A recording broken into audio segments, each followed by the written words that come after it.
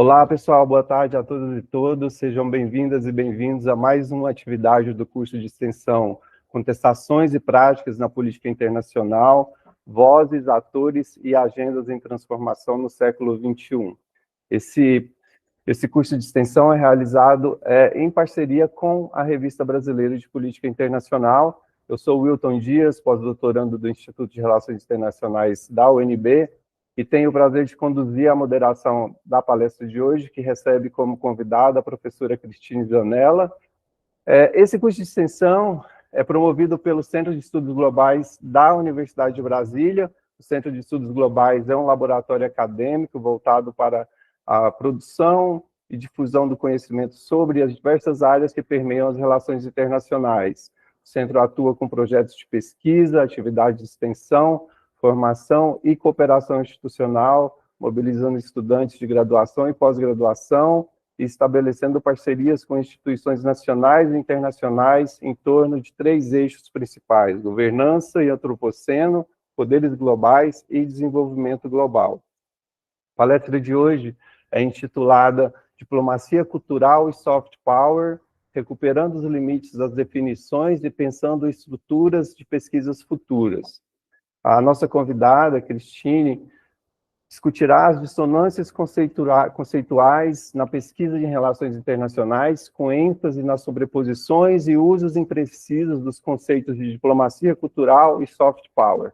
A partir de uma análise teórico-metodológica crítica, a Cristine revisitará as definições originais desses conceitos e as intenções político-históricas que orientaram sua formulação e aplicação. A palestra também abordará as dificuldades de uso desses termos na prática, considerando tanto os agentes quanto a natureza e a seleção do conteúdo mobilizado. Como contribuição para futuras pesquisas, serão apresentadas propostas de estruturas analíticas capazes de diferenciar e aplicar adequadamente a diplomacia cultural e o soft power no campo das relações internacionais. A Cristine Zanella é professora dos cursos de graduação e pós-graduação em Relações Internacionais da Universidade Federal do ABC. Então, passo agora a palavra para você, Cristine, que terá cerca de 40 minutos para fazer a apresentação. Logo após, teremos uma sessão de perguntas que nossa audiência pode enviar aqui no chat, que está sendo transmitido no YouTube. Então, muito obrigado por sua disponibilidade de estar aqui com a gente hoje. Cristine, a palavra está com você, muito obrigado. Obrigada, Wilton. Bom, eu gostaria de começar fazendo um agradecimento, né? Agradecer ao Centro de Estudos Globais pelo convite, especialmente a figura do professor Lessa, que entrou em contato. Queria agradecer ao professor Wilton, que está mediando essa mesa, queria agradecer ao Lucas, que está aí na supervisão técnica, todos os demais membros e membras do grupo de vocês que toca essa iniciativa adiante. Queria cumprimentar quem nos acompanha pelo YouTube, queria cumprimentar quem nos acompanha no auditório, né? Parece que temos um acompanhamento em presencial aí no auditório da nossa palestra. É muito gratificante saber do interesse nesse tema e poder compartilhar um pouco com vocês dos estudos de, assim, já posso dizer, de mais de uma década em torno desses temas culturais nas relações internacionais. Lucas, a gente pode projetar o slide? Bom, então, a fala de hoje, ela vai ser fundamentalmente estruturada em torno desse artigo, que é um artigo de síntese de um trabalho de mais de uma década, meu e do professor Edson, e ao qual se juntou também a Lívia Ribeiro, que se formou aqui na Universidade Federal do ABC, e que, enfim, o conjunto de todos esses estudos e esforços, ele foi sistematizado e compilado nesse artigo chamado Diplomacia Cultural e Soft Power, né, Cultural Diplomacy and Soft Power, Critical Analysis and Methodological Application. E esse artigo, ele se propõe a fazer justamente isso, uma síntese das formas como esses termos estavam sendo aplicados nas relações internacionais, porque a gente viu muita dissonância na aplicação desses conceitos, nos limites, nas fronteiras estabelecidas pelas autoras e autores a utilizar esses conceitos nas RI, mas também de uma forma corrente na mídia em geral. E eu queria começar, talvez, justamente contextualizando um pouco melhor o tema que levou à produção do artigo e que contextualiza toda essa minha fala. Então, por favor, Lucas, a gente pode passar para o slide seguinte?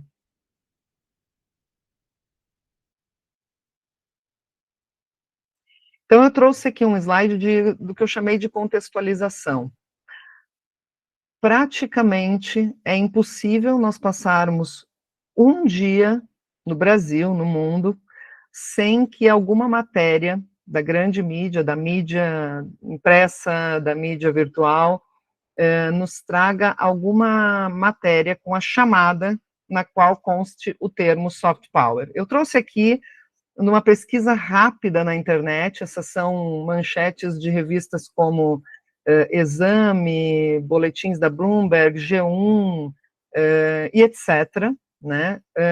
E aí vocês têm, culinária da América Latina é o verdadeiro soft power dos países da região.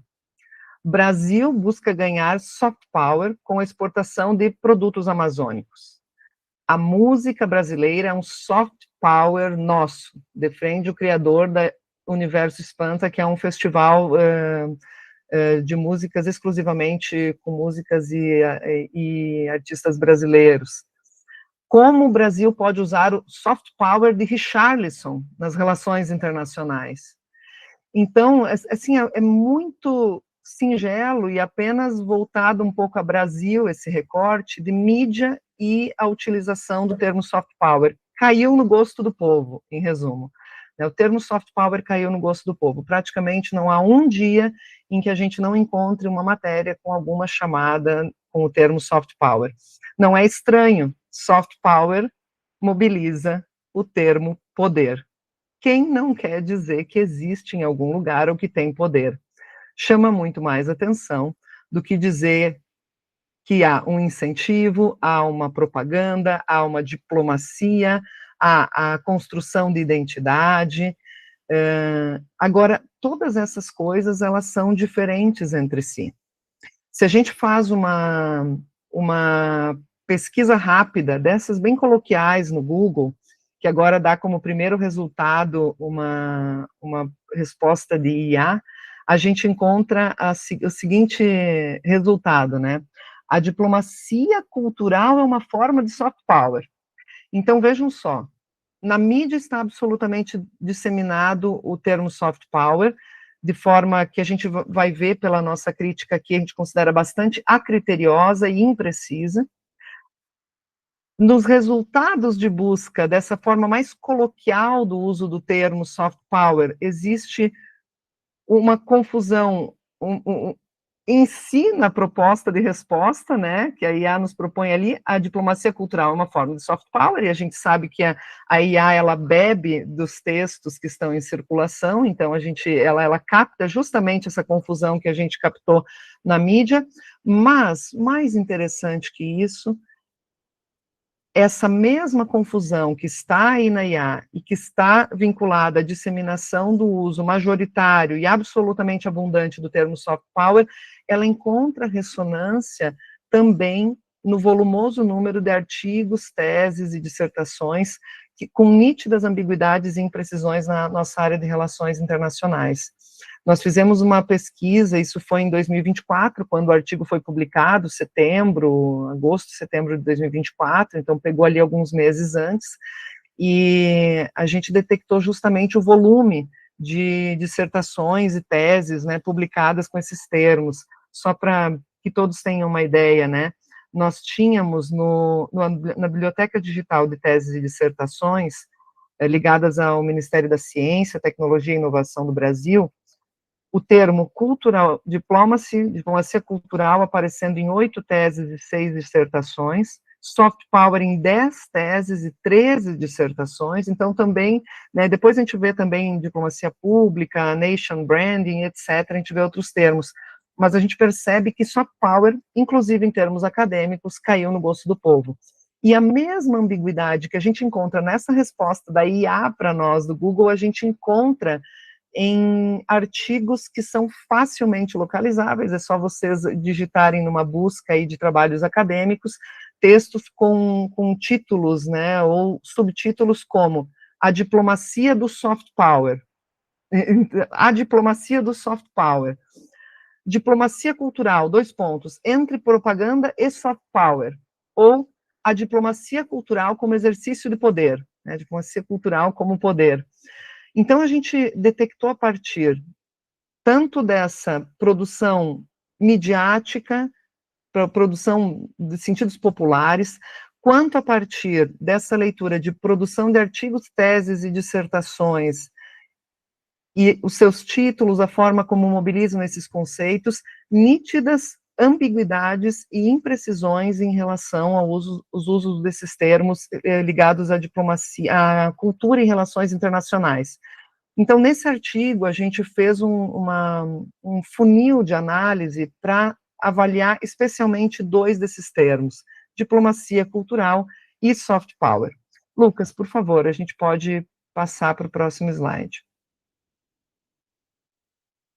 Bom, então eu vou seguir um pouquinho aqui a proposta do evento, que pedia para que a gente localizasse os objetivos do artigo, né, os objetivos do artigo produzido. Então, como objetivo geral, a partir desse contexto que a gente visualiza do uso tanto coloquial quanto acadêmico dos termos diplomacia cultural e soft power, e uma ampla imprecisão, uma crescente produção em torno desses termos, mas, ao mesmo tempo, uma ampla imprecisão, porque, afinal, diplomacia é algo e poder é outra coisa. Essas não são as mesmas coisas, são categorias diferentes que a gente trabalha nas relações internacionais. Mas quando se fala de diplomacia cultural e soft power, essas coisas passaram a ser praticamente intercambiáveis. E isso nos preocupa muito enquanto cientistas das relações internacionais. Então, olhando para esse problema, por anos, a gente resolveu enfrentar essa análise da crítica dos conceitos de diplomacia cultural e soft power, então a gente coloca como objetivo geral desse artigo realizar uma avaliação conceitual crítica dos conceitos de diplomacia cultural e soft power, buscando identificar para recuperar o valor analítico de cada conceito. Porque se, afinal, diplomacia cultural e soft power são intercambiáveis, o valor analítico do que é poder e o valor analítico do que é diplomacia se perderam, não há precisão, eu não sei exatamente do que eu falo, de que agentes eu falo, de que âmbitos de atuação eu falo e de que efeitos, que resultados eu falo quando eu estou falando de diplomacia e quando eu estou falando de exercício de poder. Então, a nossa ideia foi essa, fazer uma análise conceitual crítica, esses conceitos, para identificar e recuperar o valor analítico de cada um deles. Como objetivos específicos, nós determinamos identificar as definições de diplomacia cultural e soft power, delimitar as fronteiras e as diferenças entre os 2 conceitos, analisar quais atores participam da promoção da diplomacia cultural e do soft power e como isso ocorre, discutir metodologicamente quando e como deve ser investigado um objeto de estudo com base em cada conceito e propor estruturas metodológicas possíveis para pesquisas futuras. São sugestões de estruturas aí de pesquisa para fomentar a produção também nessa área de uma forma mais metodologicamente dialogada. Por favor, Lucas, o próximo slide.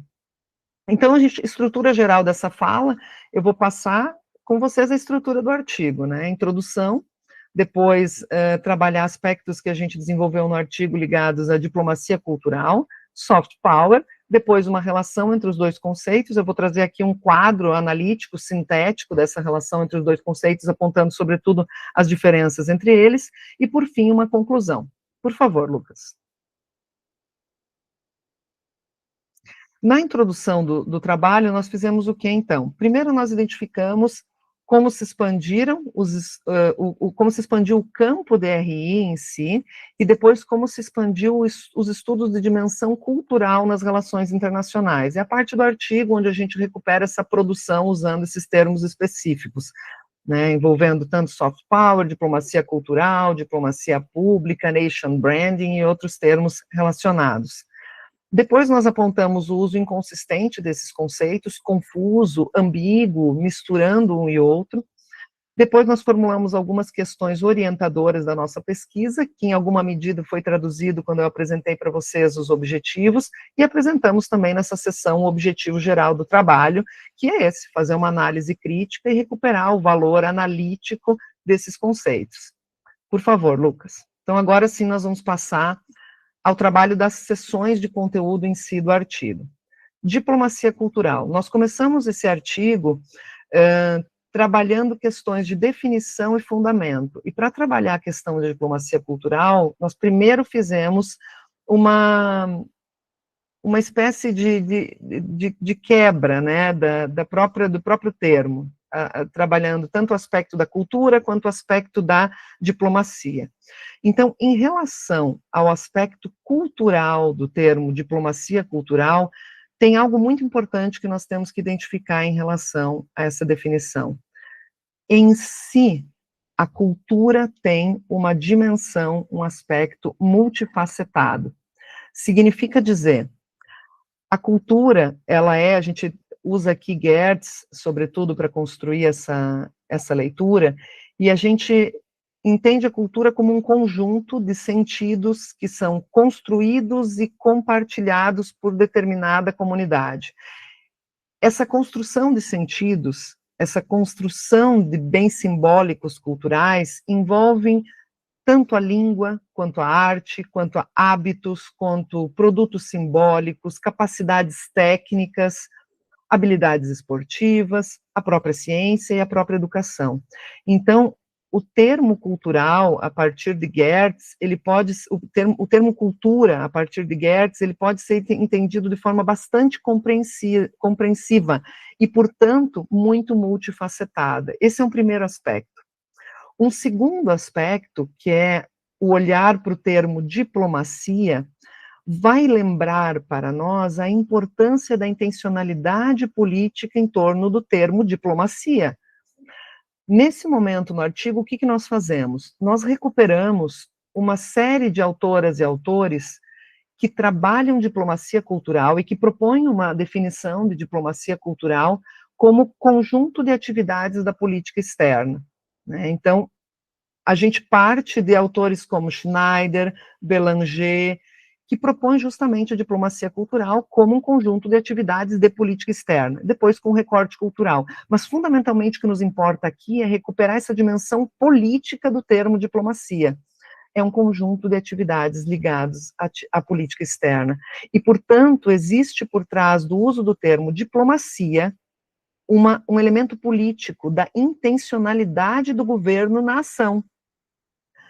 A gente coloca em paralelo a essas definições de diplomacia cultural, uma ampliação do termo diplomacia cultural que vem sendo propostas por autores vários, como Grincheva, Goff e outros, muitos outros, que entendem que o termo diplomacia cultural, nos últimos termos, teria se expandido, e esse termo teria passado a abarcar relações entre pessoas, entre organizações, entre comunidades. E aqui nós somos extremamente críticos, já que a nossa análise se propõe justamente a fazer isso, uma análise crítica. Nós somos muito críticos porque a gente entende que à medida que esses autores e autoras propõem que a diplomacia cultural tenha se expandido para abarcar relações entre pessoas, organizações, empresas, comunidades, não faz sentido o uso do termo diplomacia, porque é simplesmente uma relação cultural internacional. Então, nesse aspecto do elemento de diplomacia, do termo diplomacia cultural, em síntese, de novo, o que nós detectamos? Que existem um grupo de autoras e autores que claramente vai definir o termo diplomacia cultural, especificando a diplomacia cultural como um conjunto de atividades da política externa, e, portanto, claramente presente nessas definições o elemento da intencionalidade dos governos em agir, em tomar aquelas atitudes, em fazer aquelas iniciativas, aqueles projetos, aquelas ações. Por outro lado, um outro grupo de autoras e autores vai dizer que não, esse conceito já se expandiu, e diplomacia cultural hoje envolveria também as relações entre empresas, pessoas, organizações, grupos, comunidades. nós entendemos, de novo, que não faz sentido a gente entender, em termos técnicos, diplomacia a partir dessa perspectiva ampliada. Existem outros termos próprios para isso, ou nós podemos criar termos que envolvam essas relações entre organizações, empresas, grupos de pessoas. Mas ao colocar essas relações sob o guarda-chuva do termo diplomacia cultural, a gente faz com que toda relação internacional possa ser chamada, desde que com elementos culturais, possa ser chamada diplomacia cultural.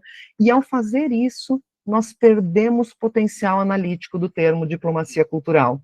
Se esvai o elemento da intencionalidade política do termo diplomacia cultural, e a gente perde, portanto, poder analítico do termo diplomacia cultural. Em outros termos, diplomacia passa a significar pouca coisa ou nada, a gente não sabe quem são os atores, uma vez que quaisquer podem ser os atores. Então, essa é a nossa crítica. E a partir dessa crítica, então, nós propusemos a seguinte compreensão do termo diplomacia cultural. Então, diplomacia cultural como uma mobilização estatal ou governamental intencional de bens simbólicos culturais por atores estatais e não estatais, em direção a outros estados e povos com fins políticos, econômicos, sociais, identitários, acadêmicos e culturais.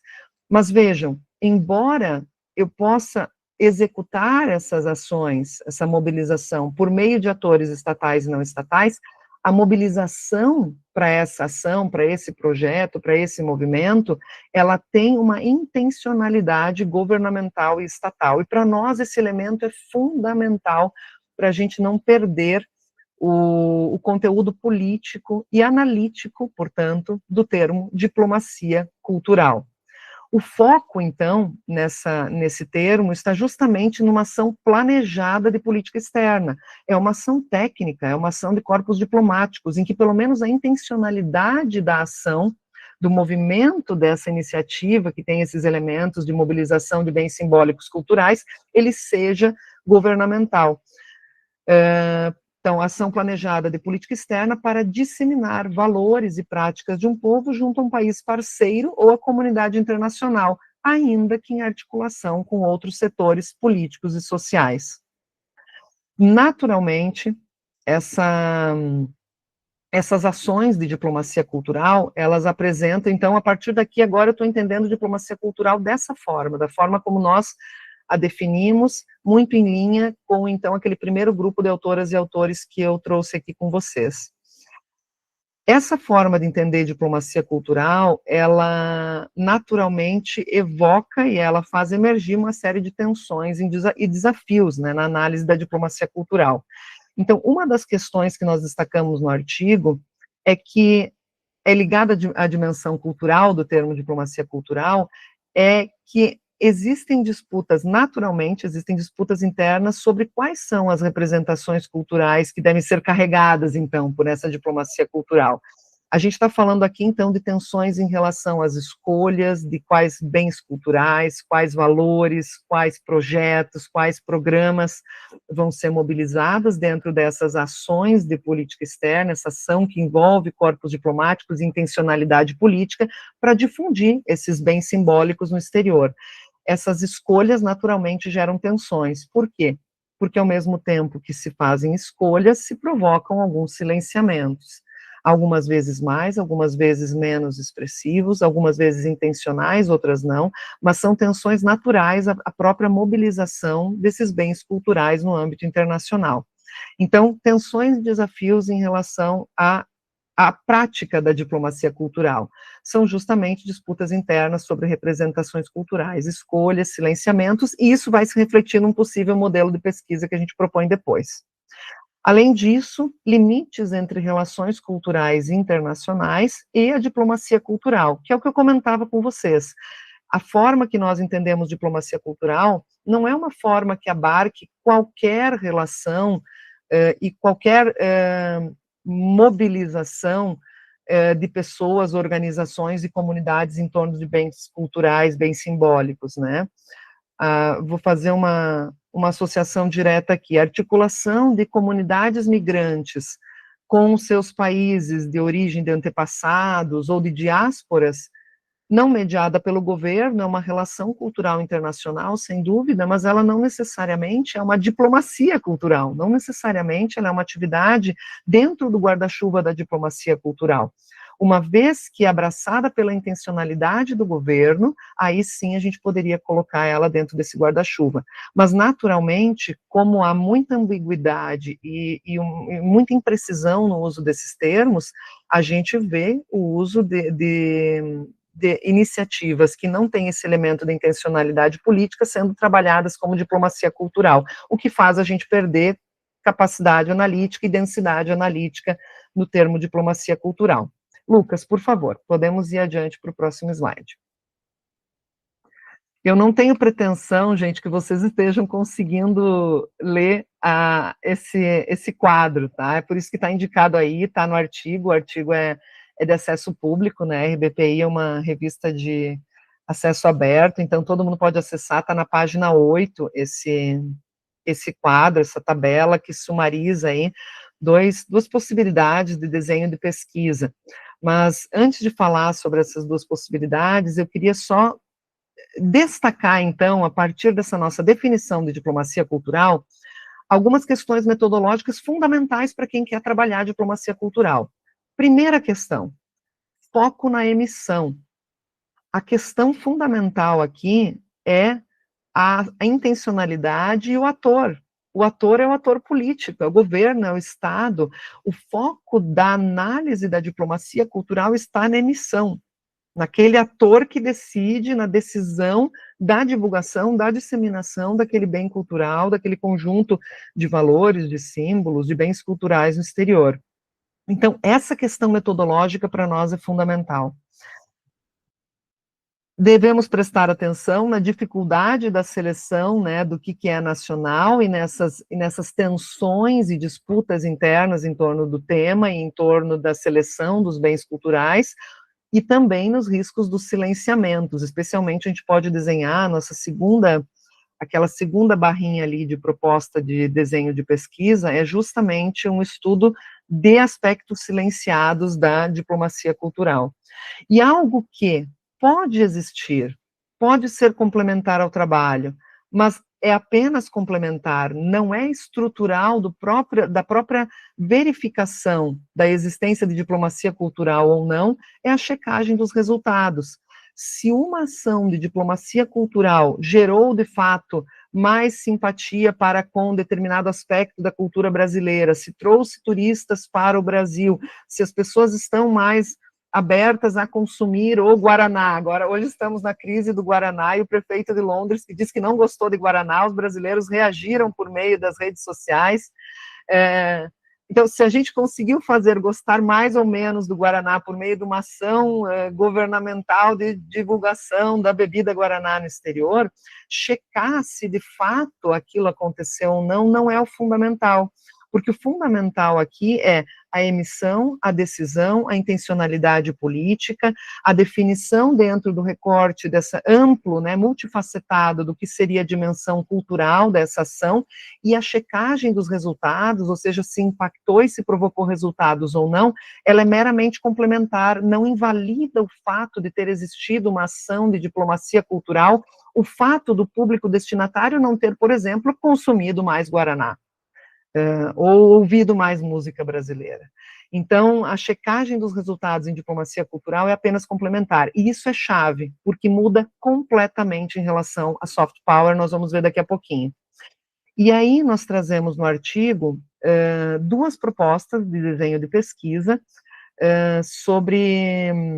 Primeiro, o primeiro desenho de pesquisa aí, ele se propõe a verificar justamente a ação de diplomacia cultural, como ela foi executada, quais foram os agentes mobilizados, qual foi o período que ela foi aplicada e quais foram eventuais resultados obtidos, mas destacando de novo que a checagem dos resultados é algo complementar, não impede que nós detectemos a ação de diplomacia cultural em si. No segundo caso, nós propomos um modelinho de pesquisa, uma possibilidade de pesquisa aí, que envolva o estudo dos silenciamentos, justamente de temas, de dimensões, de aspectos da cultura que não tenham sido promovidos os impactos e as dimensões desse silenciamento. Então, são 2 modelos de pesquisa, eu remeto vocês ao artigo para verem mais detalhes aí dessas propostas. Lucas, por favor, nós podemos ir adiante. Eu trago um último slide aí, só para...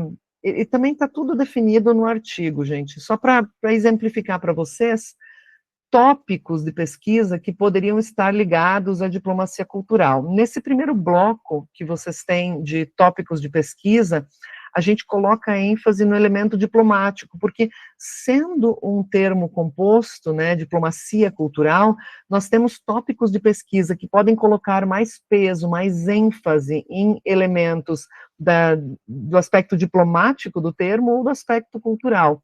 Então, alguns tópicos de pesquisa ligados à diplomacia cultural que colocam ênfase no elemento diplomático, né? Por exemplo, estruturas e programas estatais voltados para a promoção da cultura nacional no exterior. Investimentos, acordos, incentivos de governos, entidades públicas, empresas privadas, terceiro setor, indivíduos para a indução da diplomacia cultural. Intercâmbios estudantis, acadêmicos e técnicos envolvendo instituições, professores, pesquisadores, discentes. Abertura de unidades, características da ação diplomática cultural, né? Eu trouxe até alguns símbolos aí, como Aliança Francesa, Instituto Cervantes, Goethe, Confúcio, etc. Promoção de mostras e eventos artísticos culturais, tem aí o símbolo, inclusive, da Semana do Brasil na França 2025, aquele simbolozinho que está em cima no slide.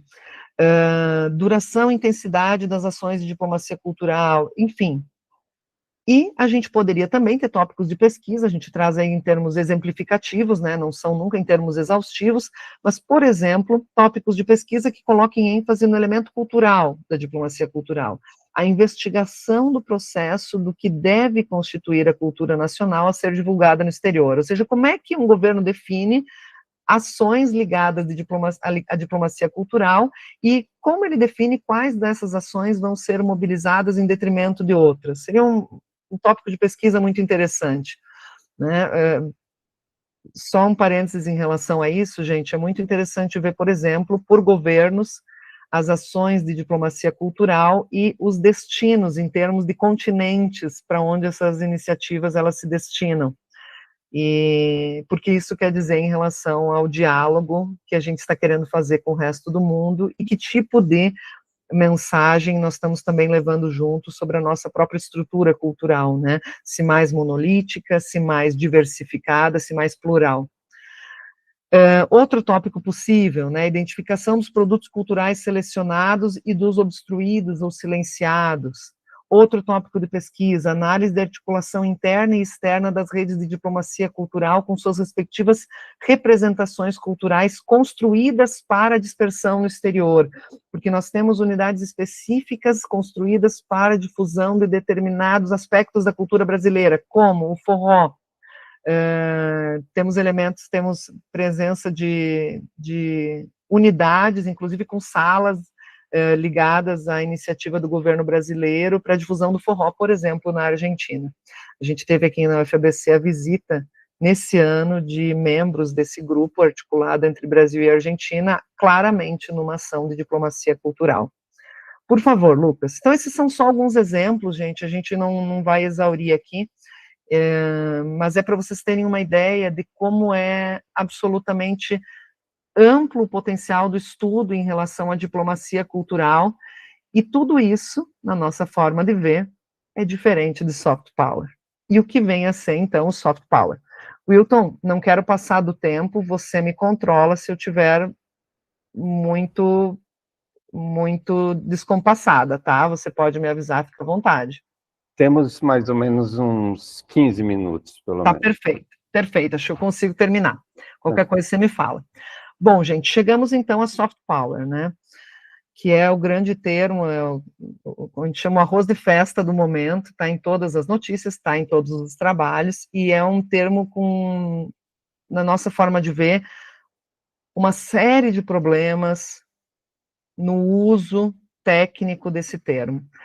Para recuperar esse termo, nós temos que partir das suas definições, né, que é incontornável, o nome de Joseph Nye Jr., que foi justamente quem propôs o tema, a partir dos seus textos do final da década de 80, mas sobretudo década de 90, e a partir dos anos 2000 ele reinterpreta esse termo, falando que a estratégia mais inteligente combinaria hard e soft power no que ele chama de smart power. Então são os textos dele a partir dos anos 2000. Eu vou tentar explicar um pouquinho de forma bem sintética aqui, se não der tempo a gente conversa um pouco mais depois na sessão de perguntas. Mas, fundamentalmente, de acordo com o Nye, né, recuperando as definições dele, o soft power é o quê? É a capacidade de um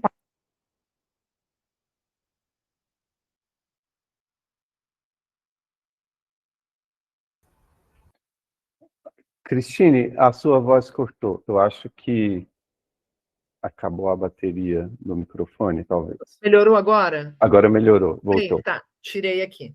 Se der alguma interferência, você me fala, Wilton. Tá perfeito. Tá. Então, recuperando, nós, com o Nye aqui, né, essa definição é dele, o soft power é a capacidade de um país influenciar o comportamento de outros países para que façam o que o primeiro deseja. E eu coloquei aqui entre colchetes, né, o que isso significa? Significa que para Nye, fundamentalmente, o que importa e o que ele destaca no conceito é a característica relacional do poder, né? O poder se dá na relação, e numa relação em que um país, por meio de uma ação, de um conjunto de ações, molda o comportamento de outro ou outros países. Então, é a capacidade de um país influenciar outros países para que esse ou esses outros façam o que o primeiro deseja. É só isso? Não, isso por si só seria única e exclusivamente poder, poderia ser hard power, né? Mas ele diz, sem o uso de coerção militar ou pressão econômica. Ou seja, se um país conseguir moldar o comportamento dos demais países sem o uso de coerção militar ou pressão econômica, eu estou frente ao soft power, né? Moldar o comportamento dos países de que forma? Para que esses países ou que esses atores passem a fazer o que o primeiro deseja. Então, essa característica relacional é fundamental e os recursos fundamentais para modular dessa forma o poder, para que ele seja soft, são cultura, valores políticos e política externa, políticas externas. Então, qual a nossa análise aqui com o Nye? É que Nye fundamentalmente entende o poder a partir dessa formulação da relação. Ele verifica, portanto, é uma forma de conceituar o poder que verifica não apenas os resultados diretos da agência para difusão ideológica, mas também os elementos que induzem o próprio comportamento segundo padrões condizentes àqueles que Nye estipula ali com o soft power.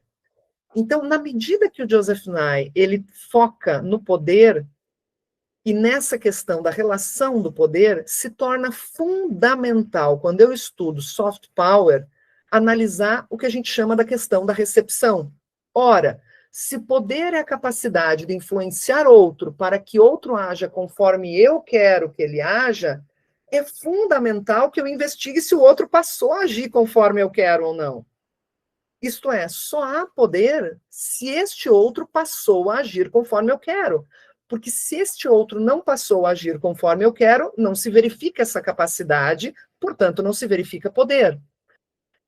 Então, para nós, essa dimensão do poder passou a ser completamente esquecida dos analistas de relações internacionais e, de uma forma geral, da mídia em geral. Da mídia em geral, né, e da atuação política, a gente não pode exigir muito, porque a ideia é conseguir visibilidade para as notícias, e, naturalmente, ao colocar o termo poder numa manchete, você chama mais atenção. Mas, para nós, analiticamente, falar que existe poder falar que existe poder brando, ou soft power, onde o destinatário não se adaptou e não passou a agir conforme o emissor quer, não faz sentido, perde capacidade analítica o termo poder. Então, para nós, o que é fundamental aqui? É fundamental a gente investigar essa ação deliberada para moldar o que os outros querem, e a verificação de que essa ação deliberada para moldar o comportamento tenha resultado numa mudança de comportamento, porque senão não há de se falar em poder, se o comportamento não mudou. Então, a gente coloca no artigo a seguinte frase, né, em termos de síntese: se, como postula Nye, o ponto central do poder brando é formar uma mentalidade coletiva em comunidade externa, de tal forma que essa reproduza modos de ser e de fazer do país emissor, é fundamental verificar se o público almejado foi, de fato, aculturado. Ou seja, é fundamental analisar o que a gente chama de recepção, né? Quais são os problemas da definição de soft power? A gente identifica diversos problemas e a gente levanta várias críticas. Eu fico muito feliz de poder compartilhar aqui com vocês. Então, vamos lá.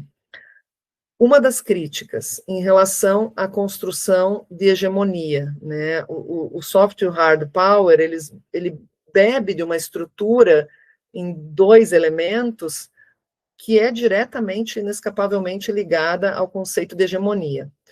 Nós vamos ver com mais detalhes daqui a pouquinho isso. Segundo, relação a contradições do papel do próprio Estado, a gente vai ver que, para o Joseph Nye, nas formulações, nos textos dele, nos livros dele, não só o Estado é emissor desse poder, mas também atores privados, grupos, e isso a gente, na nossa análise faz despolitizar o conceito, a gente perde também capacidade analítica. E, por fim, a ambiguidade dos próprios valores que seriam tidos como valores centrais, né, que ele coloca ali na citação que a gente trouxe ali em cima, como democracia, liberdade e mercado. Eu vou focar nos dois primeiros, Lucas, por favor, vamos para o slide seguinte, que eu acho que são os mais ricos para vocês, para eu talvez transmitir de forma mais concreta para vocês qual é a nossa crítica ao uso do termo soft power tão disseminado, não só na mídia, mas também na academia. O soft power tem essa estrutura, soft power, hard power, ela tem profunda similaridade com os fundamentos do termo que cunhou, no início do século XX, Antônio Gramsci, em torno da ideia de hegemonia. E o conceito de hegemonia, ele é articulado, como eu acredito que a maioria saiba, mas quem não souber ou não lembrar, fundamentalmente a hegemonia é articulada em torno de duas ideias: a ideia da mobilização do consenso e da coerção, ou seja, do convencimento, da atração das pessoas a quererem o que o poder hegemônico quer, mas o uso da força, caso não seja suficiente a ação por moto próprio, né, por convencimento da atração daqueles valores.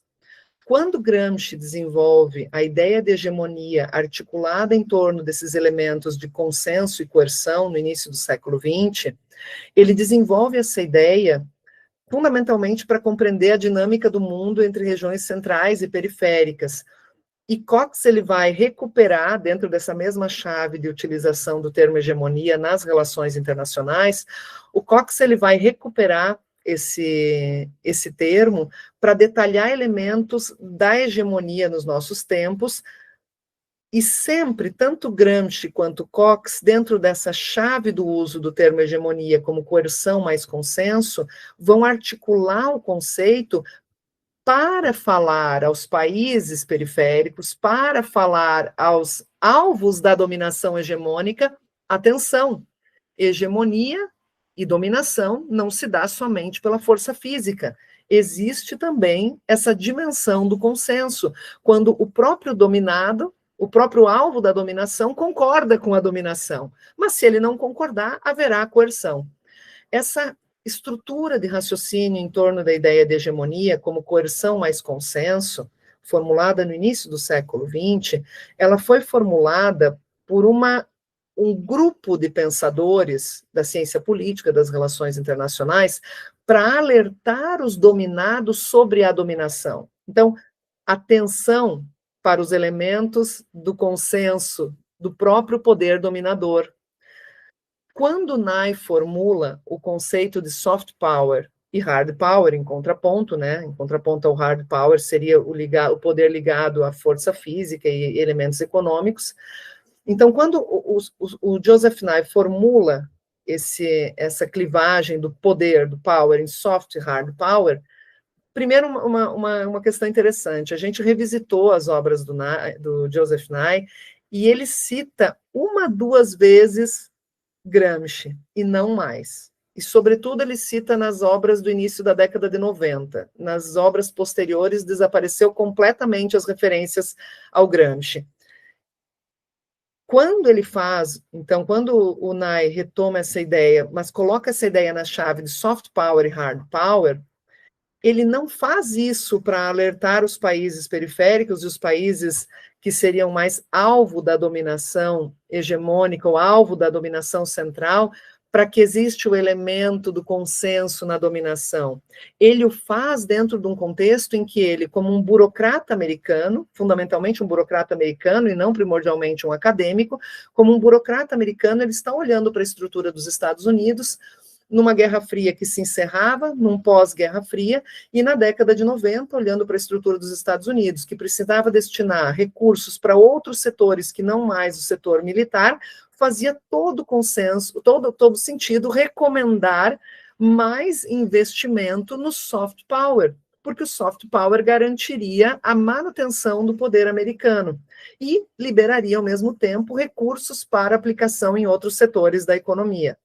Não à toa, no início do século XXI, esse conceito, como eu comentei antes, ele vai mudar, ele vai dizer assim, olha, a questão não é exatamente ficar investindo no soft power ou o soft power em detrimento do hard power. Toda a questão, a melhor estratégia de política externa gira em torno da mobilização do chamado smart power. Então, a partir do início dos anos 2000, o Nye vai girar toda a produção dele para falar da mobilização do Smart Power. O que é o Smart Power? É exatamente o uso do Soft Power mais Hard Power quando necessário. Articulação de Soft Power e Hard Power.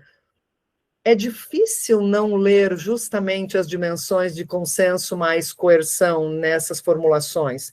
E Smart Power, não vamos esquecer, vem justamente como formulação do Nye pós o contexto de guerra ao terror, que exigia dos Estados Unidos novo investimento em armamentos, na indústria bélica. Então, com isso, o que a gente quer mostrar aqui? Que quando o Nye mobiliza essa ideia de soft power e hard power, o que ele está querendo fazer não é conversar com as regiões periféricas do sistema para alertá-las de que o consenso pode gerar essa mesma dominação. O que ele quer é falar para o poder central, reforçar o próprio poder brando, que seria a dimensão do soft power, para perpetuar essa dominação. Nas palavras do Gramsci, seria perpetuar a própria hegemonia. Como a gente coloca, então, trata-se de um conceito criado para instruir ou legitimar o comportamento do próprio governo americano. Não à toa, no início do século XXI, ele se altera para smart power, porque aí ele tinha necessariamente que investir, o governo americano precisava investir mais na estrutura militar, ora, nada mais interessante do que articular o conceito que absorve também essa dimensão de coerção, que seria, nos termos do Nye, o smart power. Então, soft power, ele despolitiza toda a lembrança que esteve na origem e como objetivo da clivagem da ideia de hegemonia em consenso e coerção. Coloca o nome de poder e diz que parte dele é brando e parte dele é duro, é hard, e com isso está legitimando e está orientando a própria ação de política externa do governo americano, enquanto, na sua origem, a hegemonia entendida como consenso mais coerção era um lembrete para os dominados de que a dominação se faz também por consenso, justamente como alerta para, então, escapar dessa dominação.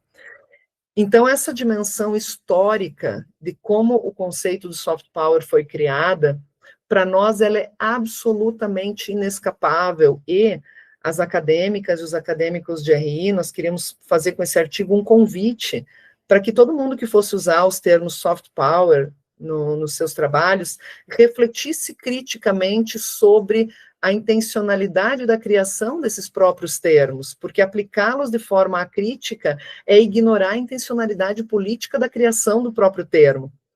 e como acadêmicos nós não poderíamos descontextualizar assim a aplicação e o uso dos termos.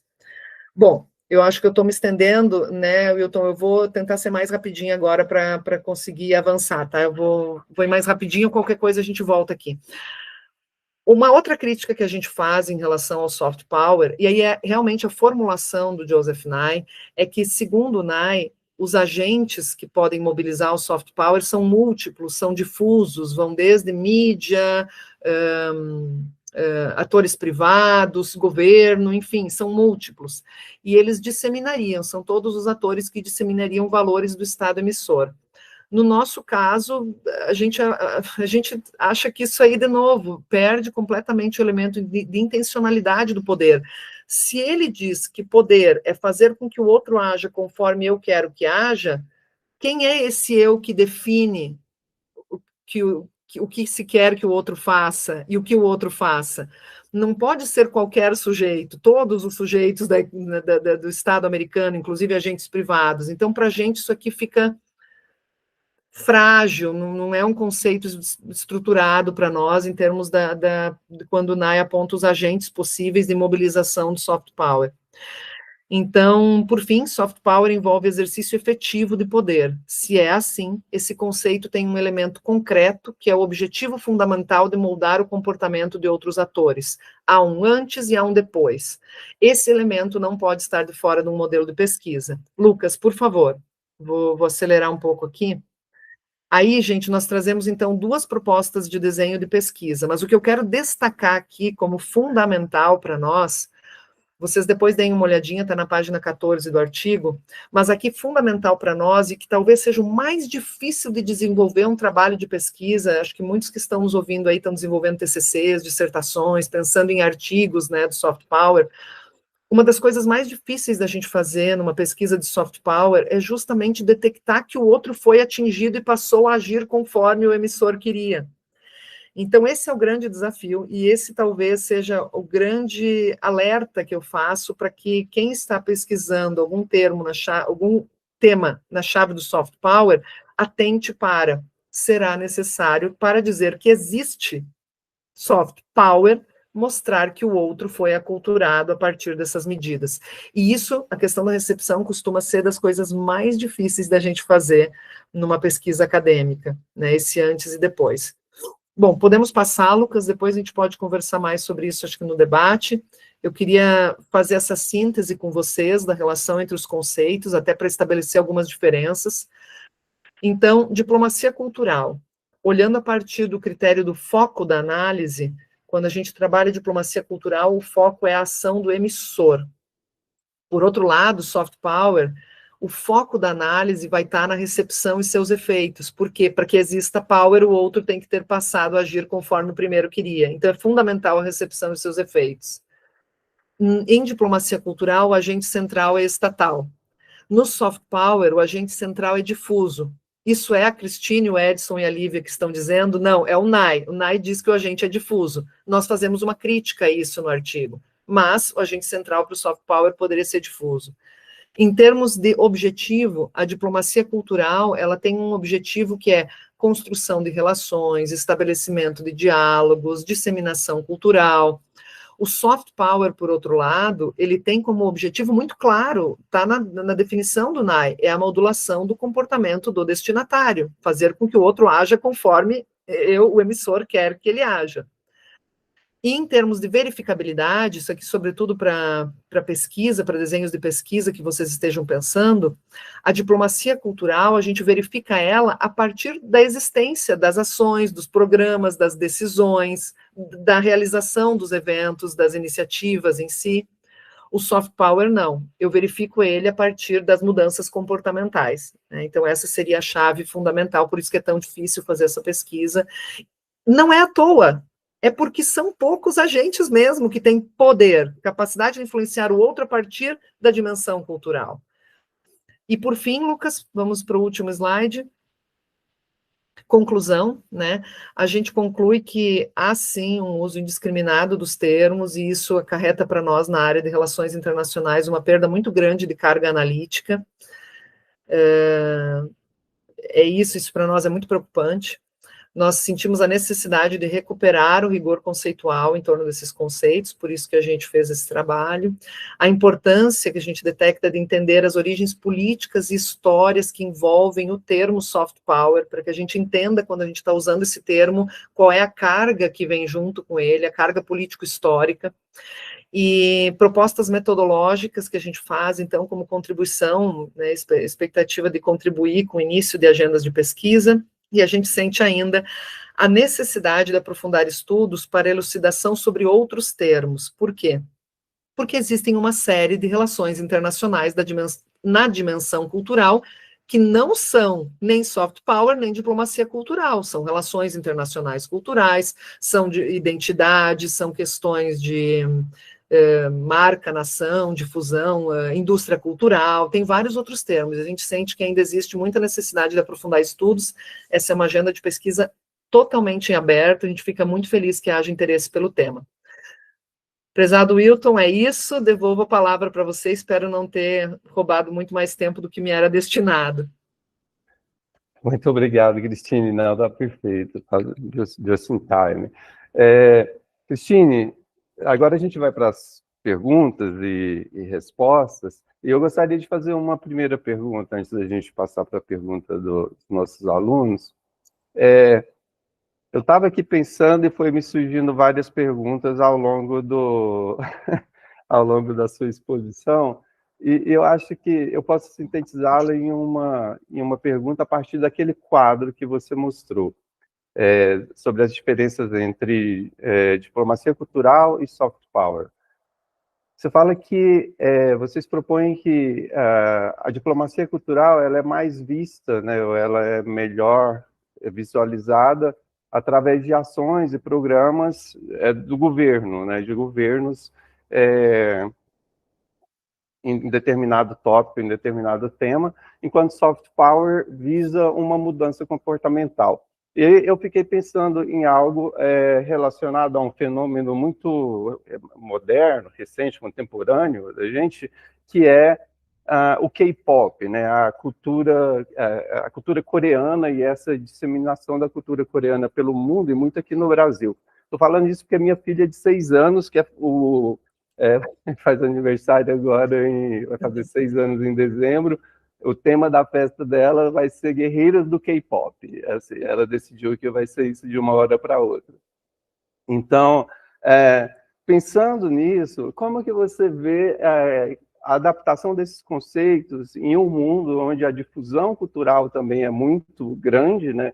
Muitas vezes um determinado aspecto da cultura de um país alcança uma dimensão muito grande internacional, sem necessariamente a intencionalidade do governo em relação a isso. E isso, de certa forma, mesmo que não mude o comportamento das pessoas pensando em uma estrutura de poder, ela muda o comportamento das pessoas na escolha do que elas vão assistir, e isso vai ter um reflexo muito grande, por exemplo, no que você mencionou ao final, na indústria cinematográfica e tudo mais. Então, como que a gente acomoda todas essas questões dentro do debate que vocês fazem no artigo? Que legal a tua pergunta. Eu respondo ou eu espero um bloco? Como que a gente faz? Pode responder essa e a gente vai para as próximas. Que bom que eu posso responder essa, porque esse é justamente o ponto em que eu e o professor Edson estamos trabalhando agora, tá? Porque o que a gente percebe? A gente percebe o seguinte, que quando nós olhamos e quando nós analisamos o soft power, você colocou muito bem, o soft power, ele olha de uma forma geral para essa mudança comportamental mais estrutural, né? O outro passa a querer o que o próprio agente emissor quer. Ora, por consumir o K-pop de forma muito sistemática no mundo inteiro, não é que a gente passou a querer o que o outro quer, a gente só está consumindo aquele produto e deu certo aquela campanha, né? E no caso do K-pop é muito interessante porque hoje a gente já tem estudos que nos mostram que houve sim intencionalidade do governo também. Então, é uma clara ação intencional do governo em articulação com a indústria cultural, fonográfica, audiovisual e etc., né, de roupas e de uma série de outras estruturas culturais coreanas, e que deu certo em termos de difusão cultural que impactou no consumo. Então, assim, o que nós percebemos, Wilton? Nós percebemos que nós temos, nas relações internacionais, um conceito para essa ação intencional de difusão de um produto, de uma ideia, de um valor, de um esporte, de uma comida, né? E ações intencionais, ou seja, nós temos diplomacia cultural nessas várias frentes, nós temos soft power, e aqui é inescapável, o exemplo tem que ser americano, porque são eles que construíram essa máquina de propaganda, junto com a coerção que vem escorando caso ela não funcione, e que justamente se propõe a, dentro de uma estrutura de conseguir que o comportamento do outro se altere, ela articula junto. A política de boa vizinhança é um ótimo exemplo, né? A América Latina tinha que ser atraída para agir junto com os Estados Unidos, no contexto da Segunda Guerra. Você joga não só, se necessário, você vai jogar a estrutura militar, mas a princípio você tenta cativar por uma série de outras dimensões que a gente coloca dentro dessa grande ideia de dimensão cultural. Então a gente tem um conceito para essa grande aculturação, né, do soft power, da mudança de comportamento mais estrutural, que você colocou muito bem, né? E a gente tem um conceito para a ideia só da difusão, da ação, do projeto, mas falta alguma coisa, e falta realmente um termo para nós que capte. A gente está trabalhando nisso, Wilton, exatamente nisso agora, porque falta um conceito, um termo para nós que capte essa intencionalidade do Estado, um Estado que não tem um projeto de difusão cultural articulado com um projeto de mudar o comportamento estrutural do outro ator, mas que ao mesmo tempo tem impacto. Provocou um maior consumo de vídeos e programas e discos e roupas e cards, né, no caso do K-pop. A gente não tem um termo próprio para isso. A gente sabe que esse tipo de articulação está dentro da indústria cultural e da difusão dos produtos da indústria cultural, mas a indústria cultural não capta a dimensão da influência, né? Que é isso que você quis dizer. Mas como é que eu capto a influência? A gente não detectou ainda um termo para nós, na ciência política, nas relações internacionais, que consiga captar o que a gente tem chamado assim de médio alcance dessa influência de médio alcance. O soft power é uma coisa muito grande e politicamente também, muito histórico-politicamente vinculada, né, uma mudança estrutural de comportamento. Por outro lado, a diplomacia cultural, ela não se preocupa justamente com esse impacto, né, ela tem, o projeto em si, é a ação em si, é o emissor, e a ideia está muito mais na construção de uma horizontalidade, não necessariamente de uma ação que deseja o resultado. O que a gente faz com essas ações que têm intencionalidade do Estado, que naquilo que se propuseram conjunturalmente obtém o resultado, é o caso da indústria cultural norte-coreana, sul-coreana, né, e a Hallyu, as ondas do K-pop. Então, a gente não tem. A gente está trabalhando exatamente nisso, Wilton. Isso mostra o quanto são bem-vindos estudos nessa área e o quanto a gente precisa desenvolver.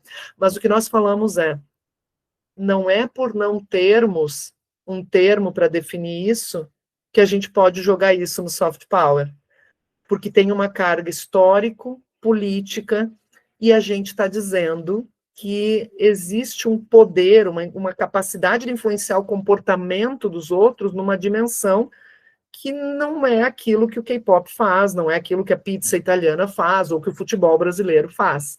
Né? Como que a gente capta esse impacto menor? Né? A gente não tem um termo próprio, não que a gente tenha identificado, e a gente está trabalhando exatamente nisso, Wilton. Você adiantou aí a nossa agenda de pesquisa. Perfeito. Muito obrigado pela resposta, Cristine, muito interessante. Espero que vocês consigam formular um conceito, né, e que esse conceito seja expressivo e seja incorporado em demais pesquisas. Desafiador, mas estamos aí para isso, né? Claro, sim. Então, agora a gente passa para as perguntas dos nossos alunos, Cristine. Eu vou fazer 3 de sequência, pode ser? Pode. Então, temos aqui uma pergunta do William Ximenes, ele pergunta o seguinte: como vocês sugerem que os pesquisadores diferenciem na prática quando uma ação internacional é diplomacia cultural e quando ela é realmente soft power? E temos duas perguntas da Ana Carolina Bezerra. Ela pergunta o seguinte: de que forma o artigo diferencia conceitualmente diplomacia cultural e soft power, e quais são as principais dificuldades metodológicas apontadas para a aplicação de cada conceito nas pesquisas em relações internacionais? E a segunda pergunta dela é: qual é o papel da intencionalidade política na definição contemporânea de diplomacia cultural, e como a ausência desse elemento pode levar à despolitização do conceito? Tá. São essas perguntas, Wilton? São essas. Tá, então teremos mais algumas. Tá bom. Se eu me perder um pouco, eu tentei tomar nota, mas aí vocês me recuperam, tá? Podem... Você quer que eu cole as perguntas para você no nosso chat? Pode funcionar também. Pode funcionar também. Eu colei e passei para você. Tá, legal. Deixa eu achar. Aqui. Já achei. Como você sugere que os pesquisadores diferenciem na prática como uma ação é diplomacia cultural? Tá. William, né? Na prática, William, primeiro, nem toda ação cultural, e eu espero que isso tenha ficado clara, ela vai necessariamente ser ou diplomacia cultural ou soft power. Existem ações e eventos que envolvem a dimensão cultural, que, como eu falei para vocês, a gente entende dessa forma completamente ampla, né, envolvendo inclusive dimensões esportivas, científicas, etc. Mas existem dimensões e eventos dessa dimensão cultural nas relações internacionais que não são nem diplomacia cultural, nem soft power. Um exemplo é a minha resposta à própria pergunta do Wilton agora, que foi justamente isso. Existem esses termos, eles não captam alguns eventos, como esse, em que existe uma intencionalidade do Estado, você consegue um resultado, mas ele não é estrutural, ele é um resultado conjuntural, por exemplo, de consumir mais um produto. Ora, isso não é soft power, né? Mas isso também não é diplomacia cultural em si, assim, sem um resultado que seja fundamental, porque a intencionalidade do Estado é justamente conseguir mais consumo desses produtos para crescer a indústria cultural e etc. Então, esse impacto conjuntural a gente não consegue captar nem em um, nem em outro conceito. Então, nem todos os eventos da cultura no âmbito internacional, que envolva a dimensão cultural no âmbito internacional, é ou diplomacia cultural ou é soft power. Um outro exemplo, além desse que o Wilton colocou, um outro exemplo poderiam ser aqueles que eu mencionei, como as relações entre grupos de pessoas, imaginem comunidades migrantes com os seus países de origem, né? Então, eu vou falar aqui de uma realidade que eu vivo, cada um coloque isso no seu contexto. Eu sou do Rio Grande do Sul, originalmente, lá nós temos umas congregações, grupos ali que se reúnem para celebrar a herança culinária italiana, né, dos nossos antepassados, a herança culinária alemã, a herança culinária portuguesa. Então, essas festividades trazem em geral se articulam com comunidades desses países de origem, dessas comunidades migrantes. O que é isso? Não tem o Estado ali fazendo isso pelas comunidades ou com as comunidades, não tem nenhuma intencionalidade da comunidade moldar o comportamento uma da outra, então não é nem diplomacia cultural, nem soft power, percebe? Então, primeira coisa importante aqui, William, nem toda a relação internacional que envolve uma dimensão cultural pode ser reduzida à diplomacia cultural ou soft power. Agora, entre essas duas dimensões, agora entre esses eventos que poderiam ser ou um ou outro, que a gente fica mais confuso, o que eu te diria que é fundamental é o seguinte: é muitíssimo difícil a gente usar o termo soft power para algum outro país que não seja os Estados Unidos. Tá? É muitíssimo difícil, e eu achei que ia aparecer essa pergunta, ela ainda não apareceu, que é a pergunta da China, o tal do soft power com características chinesas, né? Eu tenho problemas com o uso disso, mas depois eu posso explicar se houver curiosidade. Mas é muito difícil a gente usar o termo soft power para outro país que não os Estados Unidos, justamente porque ele é um conceito utilizado para explicar esse tipo de comportamento norte-americano em determinados momentos históricos da história dos Estados Unidos. Tanto que o próprio Nike cunhou o conceito, não vai usar o soft power no século XXI, ele vai usar smart power. É a gente que pegou o soft power, criou índices de soft power, né? Eu digo, as pessoas ao redor do mundo criaram índices de soft power e tem lá o poder de atração da cultura italiana. E aí isso virou soft power, né? A atração, o quanto simpática é, o quanto disseminada é uma cultura. Mas na forma como nós avaliamos, colocar isso como poder tira da gente a condição de entender o que é poder, que o que é poder para o próprio Nike formulou o conceito é a capacidade de moldar o comportamento do outro conforme o emissor quer. Ninguém age ou deixa de agir conforme a Itália quer porque consumiu pizza ou porque gosta muito de pizza, entende? Então, esse é o nosso problema com a disseminação banalizada assim, desses termos. Como diferenciar na prática? Na prática, a gente entende que soft power praticamente é um conceito ligado a esse contexto histórico, político norte-americano das décadas de 90 em diante, com essa transmutação do século XXI para Smart Power. Se você for estudar soft power, o que é fundamental é você estudar a aculturação desse grupo de destinatários, né? Ou seja, você conseguir captar. Eu fiz um estudo assim, William, quando eu estudei a política de boa vizinhança e os filmes da Disney. Mas ali você tem claramente uma estrutura estatal, né, criando o Office for Inter-American Affairs, né, o OSIA. Esse escritório tinha como designação reformular as relações dos Estados Unidos com a América Latina. Ele financia filmes, então ele vai financiar os estúdios do Walt Disney para produzir filmes aqui. Produzidos esses filmes, como é que a gente vê que teve impacto nos destinatários? Eu fui para os jornais da época.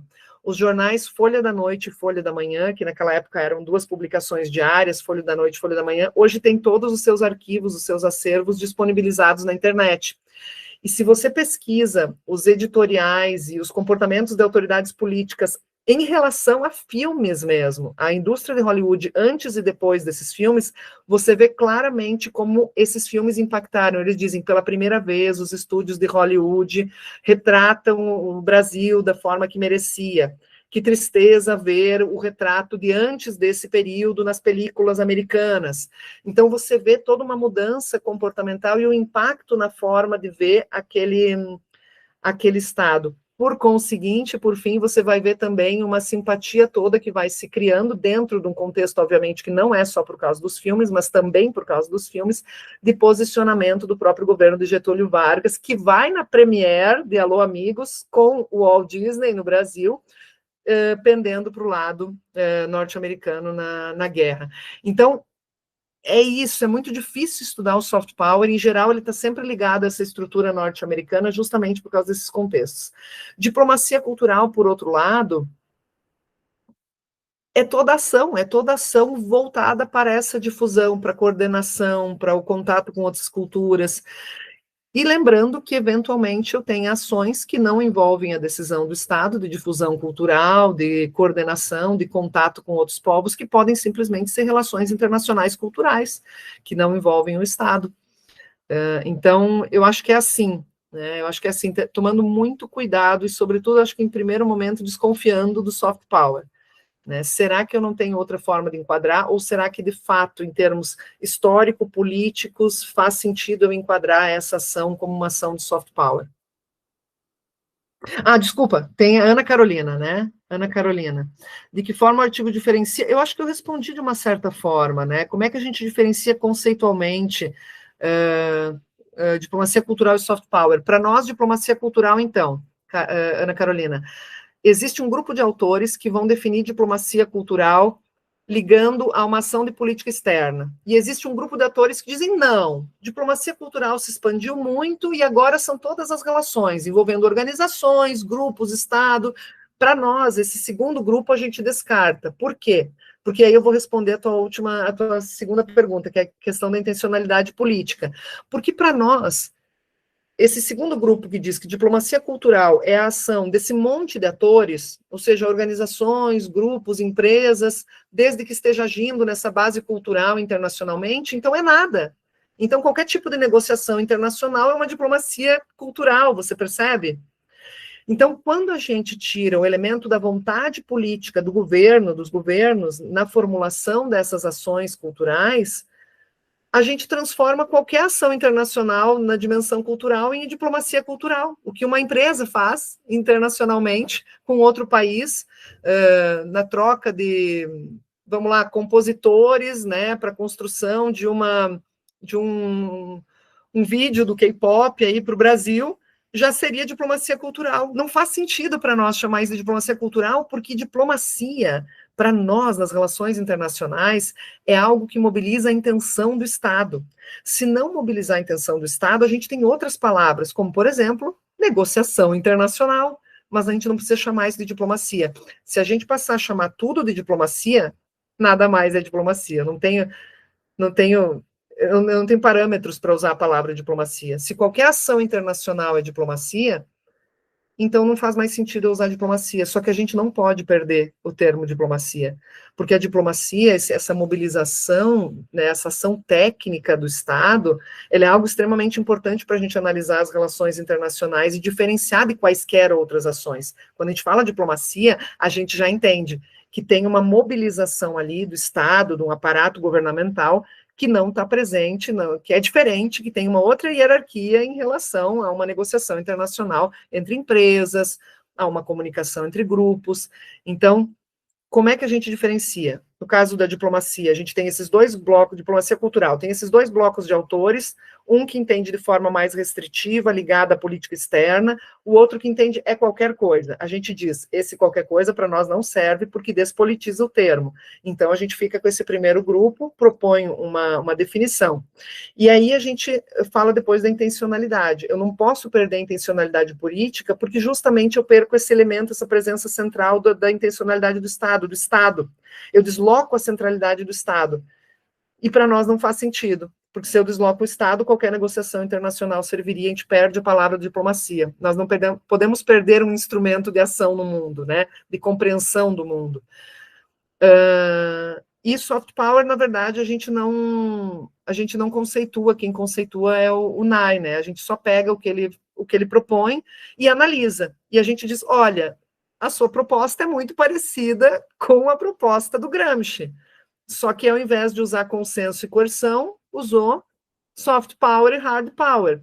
Porém, quando você fez isso, você não estava fazendo isso para alertar os países que estão submetidos ao uso desse soft power, né, que era o consenso. Você está fazendo isso para orientar os Estados Unidos a investir mais em consenso.